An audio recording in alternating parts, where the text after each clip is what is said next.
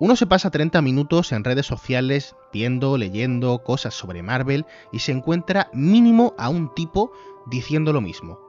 Disney ha matado a Marvel haciendo películas woke. Lo siento, pero es que esto ya cansa. Este discurso es ya demasiado, cansa muchísimo. Es que resulta muy jartible, como decimos por Andalucía, que cada película que no te gusta sea woke. Y es que, además, resulta que da la casualidad de que todo lo woke está protagonizado por mujeres, por personas negras o simplemente por hombres que no son machistas. Pero sí, es innegable que hay ideología en el cine. La cuestión es que no es malo, ni es solo de ahora, ni es solo de lo woke. Porque es que además da la casualidad de que te has enterado de que en las pelis hay ideología y hay wokismo cuando los tíos en Twitter están hablando de esa palabra porque la acaban de descubrir. Arqueros y arqueras, hoy en La Frikiana hablamos del wokismo en el cine en general, aunque hablamos un poco de cine de superhéroes, y nos planteamos las siguientes preguntas. ¿Es una realidad o es una ficción? ¿Es un relato fascista y conservador o es una realidad incontestable? Dale a la cabecera y lo hablamos. La Frikiana, el espacio friki de la Diana, pilotado por Samuel Saborido. Para contextualizar un poco lo que es la palabra, lo woke hace referencia a una corriente sociológica y de la filosofía, una que entiende que la sociedad está compuesta por estructuras de poder contrapuestas. Vamos, los de arriba contra los de abajo, los ricos contra los pobres. Además, cree que las principales opresiones que existen en el mundo son relacionadas al sexo, a la raza, a la orientación sexual o a la clase social. Básicamente habla de que las personas pobres sufren más opresión social que las que no lo son. Mira, para entenderlo mejor, llámalo opresión social, o llámalo bullying en la escuela, o llámalo que por el mismo trabajo te paguen menos a ti que a otra persona. Así, esta corriente dice que las mujeres, por el simple hecho de serlo, sufren más opresión social que los hombres. Y si son negras, más aún. Y si son negras y lesbianas, pues muchísimo más todavía. Y si son negras, lesbianas, transexuales y de clase trabajadora, pues ya ni te imaginas lo oprimidas que están. Y sí, lógica e innegablemente, esta corriente tiene su presencia en el cine, claro que sí. Series como La Veneno son claramente wokes. Y esto no significa nada malo, ni nada más que el hecho de que cuando se estuvo escribiendo el guión, los guionistas pretendieron contar algo, denunciar lo que ellos consideran, y yo también, una injusticia social. Las llamadas películas woke son el resultado cinematográfico de un proceso creativo que pone como eje principal en una historia criticar las desigualdades del mundo. Igual pasa en las películas de la Segunda Guerra Mundial hechas en Estados Unidos. Estas tienen en su proceso creativo y como eje principal de su historia transmitir que Estados Unidos fue el que liberó al mundo del nazismo. Ellos eran los defensores de la paz, de la libertad y de la democracia frente a nazis y comunistas. Un mensaje tan claro como repetitivo a lo largo de infinidad, pero infinidad, de películas de Hollywood. Porque lo de que las películas tienen ideología no es nuevo, ni es cosa de ahora, ni es de lo que llamamos wokismo. ¿De verdad me vas a negar que el Capitán América de Steve Rogers es político? Se creó en plena oleada de la propaganda estadounidense, abanderado en la libertad y literalmente abanderado en los colores de Estados Unidos, de la bandera de Estados Unidos. Es un símbolo de ese país. Es el más fuerte del mundo, el más ético, el más guapo y el mejor soldado. Y es que además, esto no es fruto del azar, es fruto del trabajo incansable de Steve por ser un héroe. Es un chico de un barrio humilde de Brooklyn que, en base a su esfuerzo, consiguió ser casi un dios. ¡Wow! Esta es literalmente el relato, literalmente la ideología, la propaganda, no solo de Estados Unidos, sino también de cualquier partido o de cualquier gobierno liberal. La meritocracia que puede con todo. Bueno, ya lo descarado de que el hecho del hombre más guapo, el más fuerte de cuerpo y de alma también, sea justa y casualmente un soldado americano y el mayor representante de Estados Unidos. Cosas de la vida, las casualidades, oye.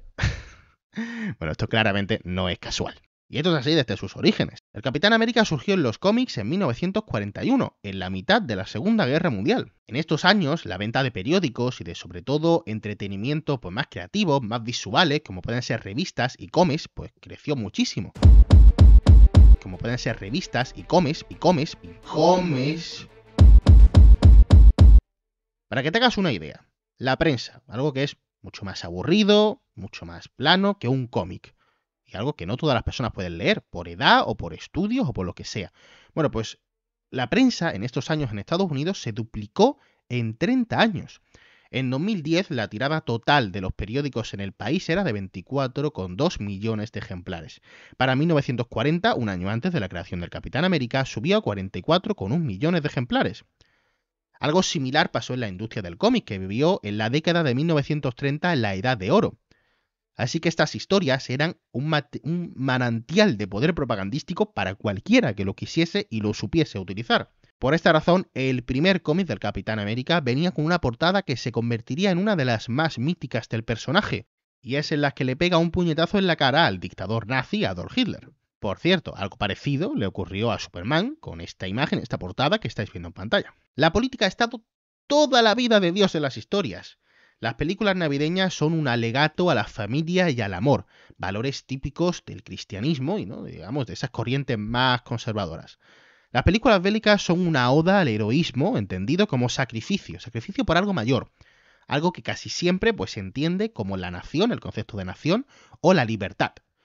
Las comedias, sobre todo en las sitcom, son series costumbristas que te muestran cómo debe ser, todo a través de enseñarte cómo viven un grupo de amigos de Nueva York con el que te sientes o te quieres sentir identificado. Pero, ¿por qué pasa esto? Pues como siempre, depende. Puede ser el fruto de la bondad bien intencionada de unos guionistas o directores que quieren mostrar una realidad social, como puede ser, por ejemplo, el bullying que sufren en la escuela los niños diferentes, generalmente gorditos, o, yo qué sé, chicos que según los estándares son afeminados. Pero también puede ser que una productora escriba un guión con una historia de superación feminista para ganar premios, porque saben que tiende a premiarse al menos a alguna película de este tipo. Pero lo que en el cine generalista, en ese que nosotros vemos, en el de Marvel y compañía, en ese casi todo o todo es fruto de lo mismo, de una estrategia de marketing. Hace unos años, cuando en Estados Unidos llegaba Biden al gobierno, cuando en las calles había hordas y hordas de manifestaciones feministas, del colectivo LGTBI o de manifestaciones de los trabajadores, cuando en Europa también había una tendencia a la socialdemocracia, en esa época había una tendencia también cultural hacia lo más de izquierdas. Mira, en España todo esto se veía muy claro, una cuestión histórica también muy clara. Aquí se conformó un gobierno del PSOE, con ministros mucho más a la izquierda que el PSOE. Llamémoslo comunista si quieres, porque algunos así se identifican. Y esto es algo que no pasaba en España desde hacía mucho tiempo, desde antes de la dictadura. Es decir, en 81 años no había habido nadie en el Consejo de Ministros del Partido Comunista. Así que podríamos decir que internacionalmente hubo un giro hacia la izquierda durante la década de los 2010. En España explotó el 15M y en el mundo, pues, por ejemplo, las olas feministas y otras muchas más cosas. Y esto para cualquier empresario solamente significa una cosa. Hay que hacer cosas, productos, series, películas que les gusten. Mira, tú dilo como quieras. O hay que hacer cosas woke para que Biden no se enfade, o hay que hacer cosas woke para que esas feministas que están en las calles, en las manis, vengan al cine y se gasten dinero en mi película.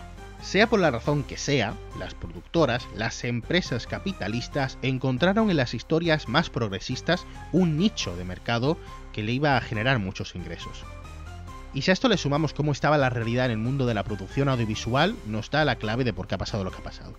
Venimos de unos años en los que la producción de contenido se ha incrementado de forma exponencial, casi sin techo. Y por eso, lo hemos hablado alguna vez en este canal, se hacen series para aburrir. Y da todo esto como resultado, pues que hay muchas series hechas en muy poco tiempo, con historias malas o no todo lo buenas que pueden ser, y esto lo que hace es que lo que más destaque sea el mensaje que tienen.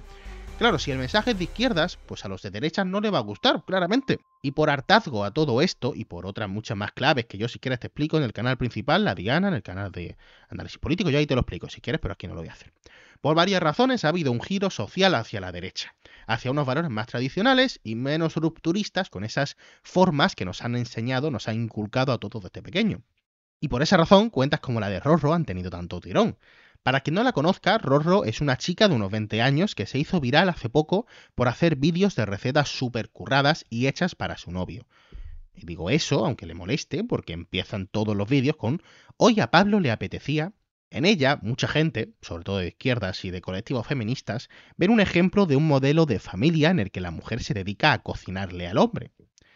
Y además en su tono de voz, más suave y más bajo, también creen que eso representa a una mujer dulce y no protestona, típica de sociedades machistas.